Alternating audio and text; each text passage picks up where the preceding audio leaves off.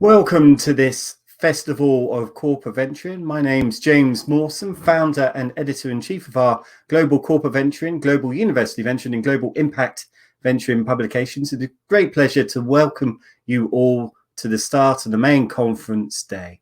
I'm particularly mindful this is towards the end of a week-long celebration or festival that we've been engaged with. So I want to make a couple of quick thank yous to the team, particularly Petra, Christina, Dan, James, and in fact, everyone who's worked over the past 3 or 4 months to pull together this wonderful program across the past week. We started with the Rising Stars and Emerging Leaders Awards, where we had NEA become chairman of the new Global Innovation Venturing platform.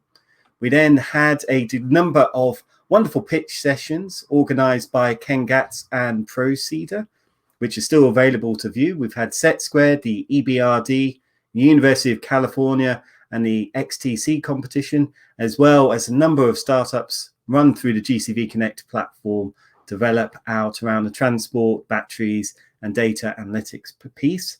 And then on Monday, we've had the Mac 49 workshop, with a special case study looking at TDKs or how to start your CVC unit like a startup.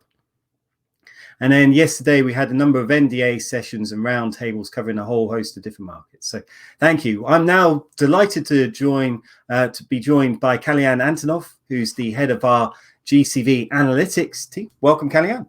Hello, Jim, and welcome to all delegates to our event. I'm excited and delighted to be here. Yeah, what we'll do just for the first 10 minutes here before we go into the Oxford debate between Tim Draper and Thorsten Peisel, moderated by Rachel Wolfson, on blockchain and its impact on venture, is run through a little bit of our annual review data, what we call the world of corporate venturing, and the annual survey of nearly 200 people. I'm mindful that across this past week, we've had about 1,000 attendees, including the M49 workshop on Monday. And so we've got a whole host of these different speakers coming up. And then we're also excited to announce the GCV Institute. So do pay attention to that as we come through the rest of the programming. And then we'll close off later today with some fireworks from my colleague, Tim Lafferty. Okay, so on to some of the data. Obviously, I'm mindful of those 1,000 people. They're coming from a whole host of different corporations and different CVC units. In fact, we track more than 4,000 corporations that have taken a stake in directly in startups or indirectly as a limited partner in venture capital funds over the past decade. And what we'll try and do over the next few minutes is just give a quick catch up on what we see as some of the change that's happening, how we see capital is becoming more abundant, and what that means in terms of how we go about creating value. We've cheekily changed the US dollar. They had a motto coming out of the American Civil War 150 or so years ago, which was "In God We Trust." It was their way of thinking about how the society, the country could sort of start to heal after a very divisive war. And it felt somewhat appropriate that in a more profane way, that we can think about how innovation also creates the opportunities for globally around the world, more of us to come together. And this is particularly because we're seeing the drivers of evolution are speeding up. You know, whether it's in the 4 main areas that drives human evolution, from healthcare through to energy, through to sort of communications and technology, and then ultimately using the power of finance to fuel and finance the rest of the innovation capabilities. We're seeing change everywhere, and it's speeding up because different ideas can then affect different pieces as well. As Google works on, say, quantum computing and chips, that might create ability to look at molecule development and 3D identification of proteins. You know, we can see robotics being developed. This is TDK, who you would have heard at the Mac 49 workshop. But then who do you send up into space through the Blue Origin or the SpaceX program? You know, it could be robots or it could be people. Nuclear fusion could create whole vistas of new power, but already the power is cheaper through renewable sources than they are through fossil fuel. And then when you look at spectral transnomics in terms of looking through the tissues, we can see change everywhere we look.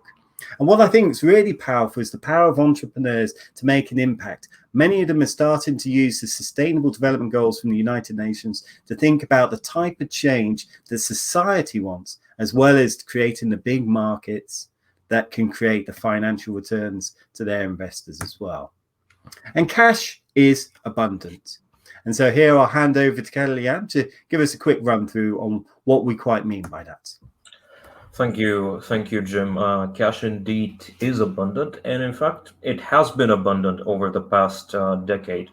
If we look at this graph showcasing data by GCV Analytics and PitchBook, we can see clearly that there's been over $1.78 trillion that have been poured into VC deals across nearly 250,000 deals. And in about 10% of them, we've had CVCs participating directly or indirectly, as Jim pointed out. So cash has been abundant, and corporates have been part of this game, and they have indeed reap some of the benefits. And if we move to the next slide, we'll see how we'll see basically the upward trend in exits from corporate backed companies that we've tracked over the years, and in particular over the past 3 years, how pointy the sort of trend has been. Now, in addition to that, this extra sort of liquidity that we've enjoyed over the past decade and that we're still enjoying has created some very special and interesting opportunities in secondary stake sales. And here I'd like to really thank the Omni Fund for letting us share some exclusive insights from the data work that they have done, basically looking at over 75,000 financial transactions with over 30,000 unique private capital investors. And one of the things they found about secondary transactions in the VC market was that the companies actively trading secondaries commanded a sort of a premium over the post-money valuations of the larger market in terms of their median value. However, what was more striking is that this was particularly pronounced in earlier stages, which is not something that you would normally expect. And if you actually look at this this very slide where we compare the premium with the original issue price of shares, we can see that for seed, Series A, and Series B, it's been particularly pronounced. This sort of premium, anywhere between 300 and 700% for the average numbers, and also for the median numbers, much more pronounced than in the case of earlier stage deals than for later stage. However, with that sort of super liquidity backdrop pushing valuations, we have to also keep in mind that corporates have been responsible for there were relatively few corporates that have been responsible for the greater part of the regular deal flow, and there's a sort of a 80-20 Pareto kind of relationship where we've seen about 20 or so percent of active corporates we track being responsible for about 70 to 80% of the entire deal flow we have seen over the past decade.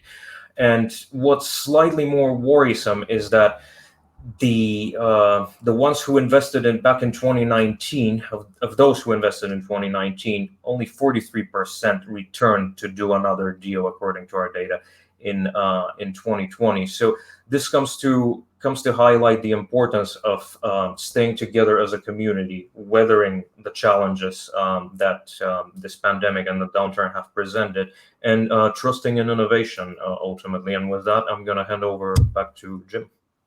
Perfect. That's really helpful, Kellyanne. I'm super impressed for everyone to look at the entire world of corporate venture. It includes the survey as well as the annual data. But broadly, what we're seeing as that capital flows from the public markets towards the private capital markets, it's creating more opportunities to invest in deals, to strike more exits, to return the capital to then do more deals, and also the liquidity in the secondaries market.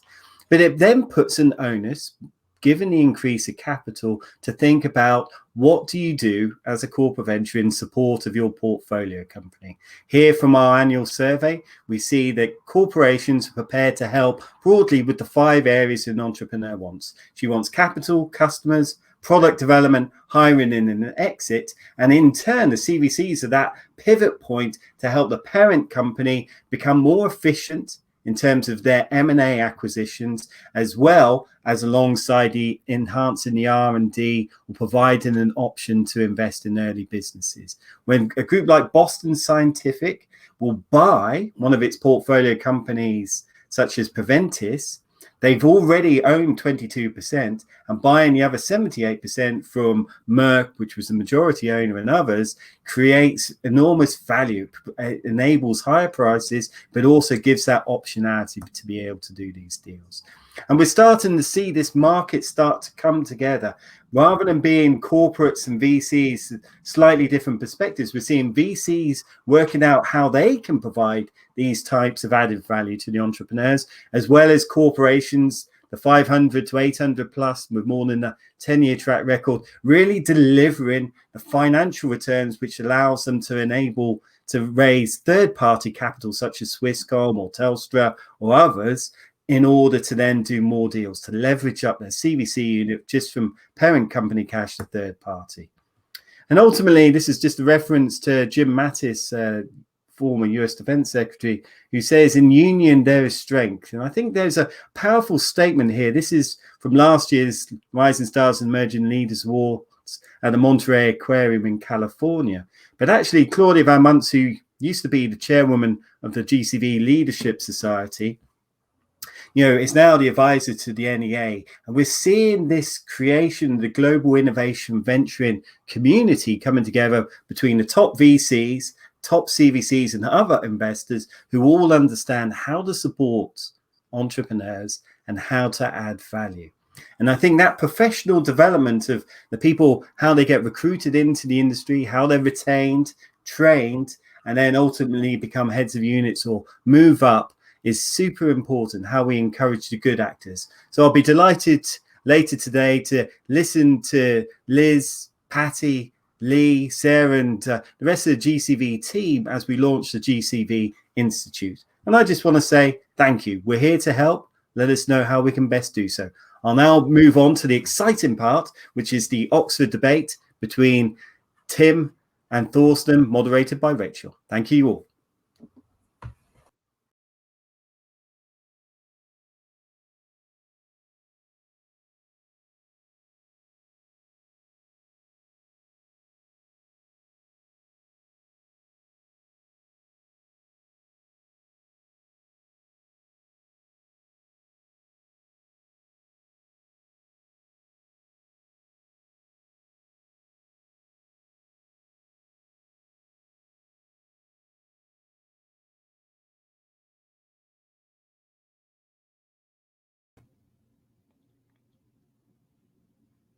Hi, everyone. Thank you so much for joining us.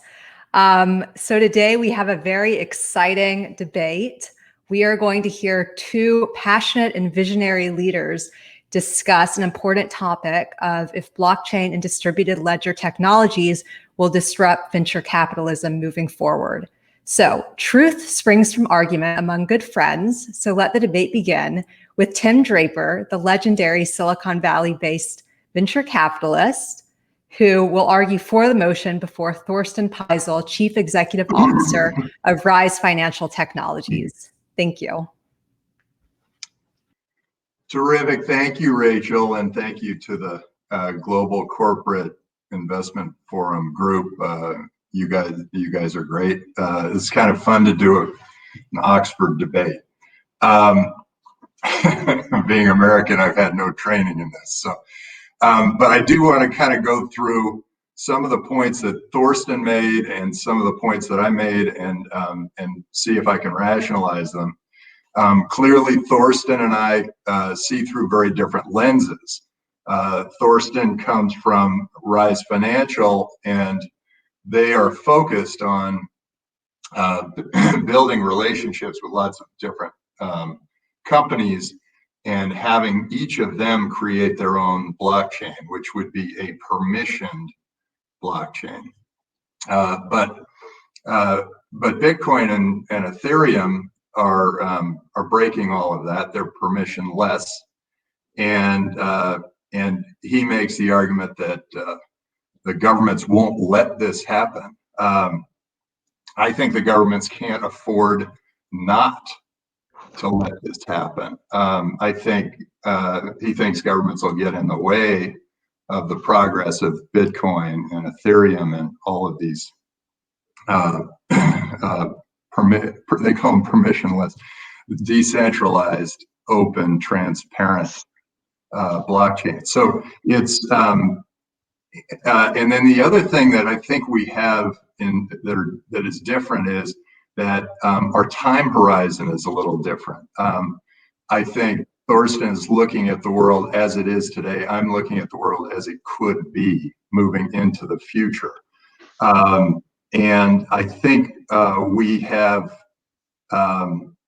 we agree on a few things where yes, the blockchain creates better liquidity and it's frictionless and it's more valuable. But if it's only permission blockchain, then you're missing out on the best parts of it, which are that it's global and it's decentralized, and you can use this one type of currency for the entire world. So how does the blockchain change venture capital?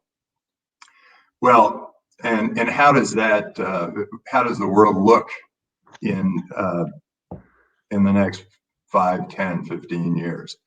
Well, I've been in the venture capital business for a long time, so that's my lens. My lens is very where Thorsten may be sort of narrowly focused. I'm very broadly focused, but not very deep.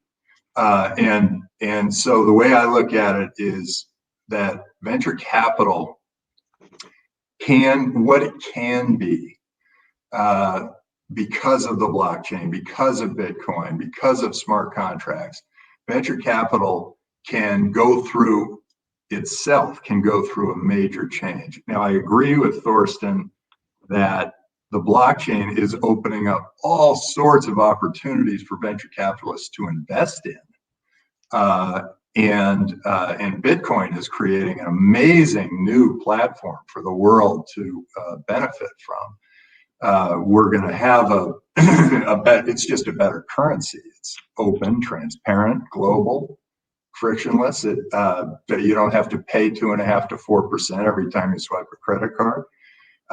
It's clearly moving in the way of this becoming critical for the world's development. And I think the world is going from being tribal to global. It's going from being nationalistic, although there was a little bit of a backlash for a little while there, but I think we're on a continuum of going more global. So so how does that change venture capital? Well, I have this vision of venture capital since I pay huge accounting fees, huge legal fees. There are all sorts of friction items, bookkeepers, auditors, transfer agents, all of that. What if that were all on the blockchain? What if that were all in Bitcoin? I can imagine being able to raise a venture fund all in Bitcoin, invest it all in Bitcoin, have all of my portfolio companies all pay their employees and suppliers in Bitcoin, and then having that create perfect records. So as a result, we would end up with the whole system in place. I'd be able to see what all the portfolio companies are spending their money on. I could maybe identify problems earlier. We could have that all in the system. And then for my limited partners, I can put, whenever we have some sort of distribution, I can put it all into Bitcoin wallets. It can flow. The waterfall can just flow right into people's Bitcoin wallets, and it doesn't have to be. Can all be done on a smart contract. It doesn't have to go through the lawyer's hands, the accountant's hands, and the auditor's hands, and the bookkeeper's hands. So we're looking at a very exciting future in venture capital. And I think that the investor and the entrepreneur are going to get closer together. So yes, we are going to go through major changes in venture capital. And the blockchain is going to have a big impact on that. That said, it won't just be venture capital. The entire financial community is now recognizing that that Bitcoin and the blockchain and smart contracts are going to be a major part of the structure of finance in the future. And that means that if you're a pension manager, if you're in any way a fiduciary, and you see your government printing money, you recognize that you're going to see inflation coming, and that means that that your currency will fall, and the value of what you build will fall over time if a government creates a currency that falls to inflation. But with Bitcoin, it counters inflation because there are only 21 million of them, and no government can print them. They're already out there. They're going to spread throughout the world, and I think we're going to see an anthropological leap because of the value of Bitcoin. And with that, I yield to my good friend Thorsten, and I look forward to his wise counsel. Well, Tim, thank you. It's an honor to be with you here today, and welcome everybody one more time. Personally, my lens that I have on this subject is from the capital markets, and specifically my background is the back office of the capital markets. So my entire life, or my entire professional life for the last 20 years, I've been moving securities and I'm moving assets around through custody, CSDs, and all those entities. So from that lens, I'm looking at the global trend, and I recognize the blockchain is a massive global trend, and specifically Bitcoin is a massive trend because there's an incredible amount of value attached to it. I believe Tim and myself, we both agree also that the blockchain has tremendous potential. I see the blockchain as a database that, as Tim mentioned out, that comes in two forms: permissioned and permissionless. And I'm very, very bullish on the permissioned blockchain technology because it is compatible with the existing legal frameworks. It's compatible with existing workflows. It demonstrates accountability. It offers selective transparency. It offers the scale that we need for many applications, and so on and so forth. Right. So I'm very bullish about permissioned blockchain, or enterprise blockchain as they're often called. Tim's main argument, Tim, your argument was mainly based on the success of Bitcoin, right? And here, I believe our views might part a little bit from another. If I phrase it in a diplomatic way, my view of Bitcoin is a little bit more balanced. So I'm not an extremist that says Bitcoin is going to replace the US dollar. But also, I'm not an extremist that says Bitcoin is going to disappear, right? I'm placing myself in the middle of those two extremes, and I can explain why. And I think some of these reasons would also rebut a little bit some of the arguments, Tim, that you're bringing forward, or you've been bringing forward today. The first argument why I'm a little bit skeptical is, again, we've heard it before. I believe also we have borders.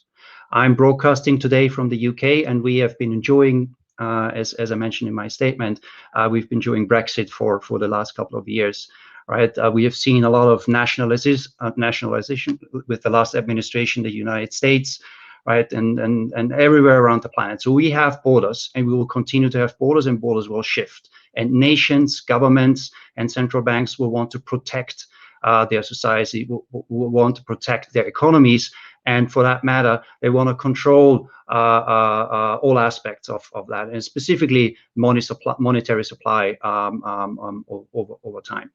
So these governments and these nations also are a little bit in competition with another. And all of this, for me, renders a global blockchain, a permissionless blockchain, where there's no control over it whatsoever, and where the monetary experiment hasn't lived through crisis of war times and other bits and pieces. I see this as very critical. So I don't believe in Bitcoin because the underlying technology cannot be put into existing regulatory frameworks and is practically incompatible. The second reason I'm a little bit more skeptical about the monetary experiment that we have here is, in my view, it's highly volatile, right? I bought my first 10 Bitcoins 2013 when one Bitcoin was worth $200, right? If I would have held on to those Bitcoins and if I would not have sold them for speculative reasons, today they would be around about, I don't know, 300, 400,000 US dollars, right? They cost me 2,000, right? If it's treated as a currency and I would have bought a pizza in 2013, how many pizzas would I have gotten with my Bitcoins, with my 10 Bitcoins, right? A Bitcoin is a Bitcoin. Yes, it's a Bitcoin, but how many pizzas can I buy in 2013? How many pizzas can I buy today? We don't need to look as far as between 2013 and today. We can even look in the more recent history, right? At the moment, I believe the price is around about 30,000. 2 weeks ago, it was around 40,000. In December, it was around about 20,000. So because a currency is always put in context of other value, and very often at the moment to other currencies such as the US dollar, the euro, it is perceived as highly volatile, and the purchasing power of it is changing all the time. So therefore, it is too speculative at the moment, and for this reason, there also the cryptocurrency community has introduced the concept of stable coins, which is at the end of the day a cryptocurrency that is backed by a real asset. And stable coins have further ignited the thought process of, well, the central banks could create digital central bank money, CBDC as it's sometimes referred to. And I absolutely believe this is going to happen. So central banks, whether it's the ECB, the Fed, practically, I think the World Economic Forum has said around about 80%, no, sorry, the BIS, Bank of International Settlement, has said 80% of all central banks on this planet experiment with digital coins, printing their own version of digital coins. So I think this is inevitably going to happen. And these controlled currencies, so to speak, they will have new features that we don't have today. They may be programmable, but they could be integrated into the Internet of Things trend and combined with other technologies. So again, here I'm very bullish about it, but we are a couple of years away from that. China has its first version of the digital currency. The Swiss, I believe, they launched one this year. Lagarde from the ECB has given a 5-year time horizon. It's being discussed all over the planet. So borders is the first problem. Volatility is the second problem with Bitcoin specifically. The third point, I believe we do see a misalignment of interests around Bitcoin. And here what I mean is the users versus the operators of the network. The operators are the miners. They are being incentivized through collecting fees, right? You could say transaction fees for that matter. And why there's a conflict of interest? Because those miners create and they process transactions in batches or in blocks, right, as we call them. And in one block, they can only put a finite number of transactions. Let's say a block is a container that can hold 1,000 transactions. And we know at the moment they print blocks every 10 minutes or something like that, right? So we can process 1,000 transactions every 10 minutes.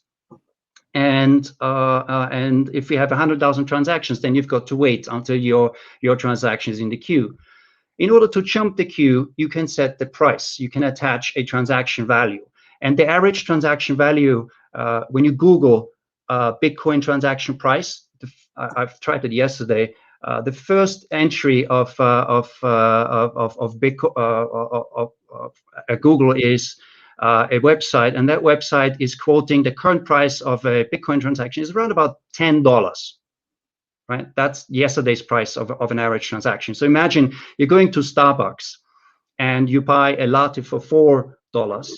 And then if you want to pay immediately, and if you don't want to wait for hours and hours and hours that your transaction is being confirmed, then you need to pay $10 transaction fees, which again, from a monetary point of view, from a usage point of view, renders it for me as not ideal, as an ideal structure.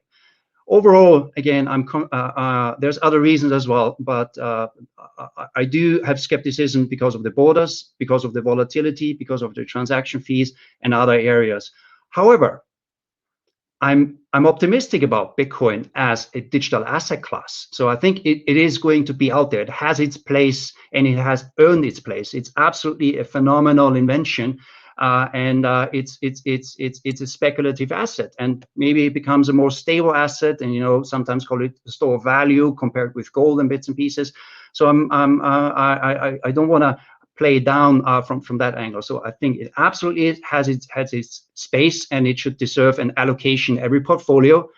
But as a currency, I believe I follow the lead from Andrew Bailey of Bank of England, for Lagarde, and all the governments around the planet, and their initiative to launch digital currencies. So in conclusion, I'm skeptical about Bitcoin and its revolution as a currency. I believe in Bitcoin as a new form of a digital asset that people can invest in, and the underlying technology. Again, I'm incredibly bullish, and I share this completely with Tim. That technology will transform many industries, including the back office of the capital markets, that then underpins transaction processing from public securities to private securities. But ultimately, the venture model at the end of the day, everybody from you are following, where you identify attractive companies, you perform due diligence on those companies, then you invest in those companies, you help them grow, you help them succeed, you take out the risks, and then at the end of the day, if you're financially motivated, you sell them for a higher share price, and I think that model will not be impacted by the blockchain per se. I was thinking, Thorsten, that your point of view might be slightly more toward mine if you'd held on to that Bitcoin. But that's true. I fully agree. What I really like that you mentioned that governments are in competition with each other, and I agree with you completely. And I'm saying the world goes global, and governance can go cross-border, the way Estonia is doing a virtual residency program, and that becomes an industry, governance as an industry, and people will want to go to the government that is the most advanced. And the most advanced governments are going to be the ones who are attracted by Bitcoin, because they're saying, hey, Bitcoin is the most interesting new technology. In fact, when China shut down Bitcoin, Japan said, we're making Bitcoin a national currency. And there was this brain drain out of China into Japan. Anyway, you hit on something very strong, that competitive governments. But the thing you did mention was how expensive it is to do a transaction in Bitcoin. Well, there are a bunch of these companies like OpenNode and Lightning Network who are allowing those transactions to happen very quickly and very cheaply, so that argument is no longer valid. And as time goes on, you're going to see more and more of these transactions happen. Anyway, great job. That was fun. Any questions from Rachel or anybody else? Yeah, well, I just wanted to say thank you, Tim and Thorsten. That was a really lively and great debate. I mean, you both made really great points. So I'm sure the audience and everyone watching appreciated that.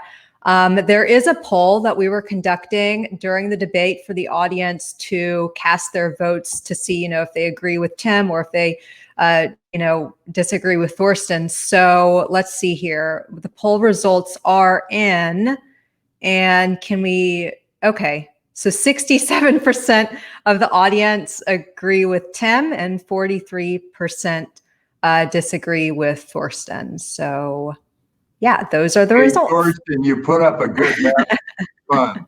I'm shocked. I was thinking I was going to vote for you.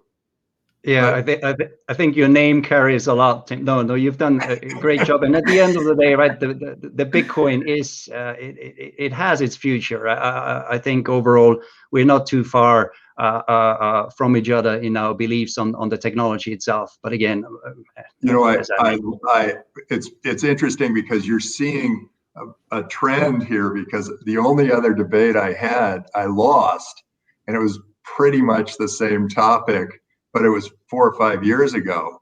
And you're seeing all of a sudden people are starting to go, oh boy, this is really interesting.